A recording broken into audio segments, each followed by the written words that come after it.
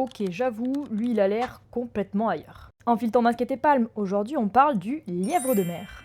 Le lièvre de mer, ou Aplysie, est en fait un mollusque gastéropode, de la même famille que les escargots donc. Celui-là je l'ai trouvé dans un port, d'ailleurs il se faisait bien secouer par les vagues des bateaux, mais en général cette espèce elle se retrouve dans les herbiers ou sur les fonds rocheux peu profonds.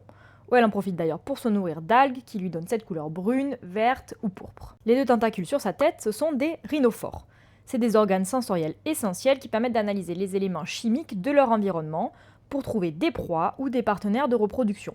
D'ailleurs, je pense que ceux que j'ai croisés s'en sont bien servis, vu le nombre de partenaires au rendez-vous. Bon, en vrai, ça s'explique surtout parce que les lièvres de mer sont hermaphrodites.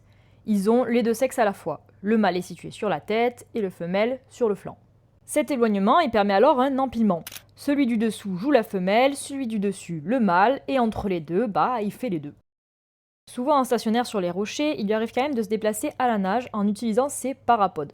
Ça lui donne une allure de danseur approximatif. Bon, et niveau défense alors, ça donne quoi? Eh bien, vu comme ça, il a pas l'air super méchant, mais en fait, il utilise une encre violette, donc comme les sèches, pour troubler les prédateurs.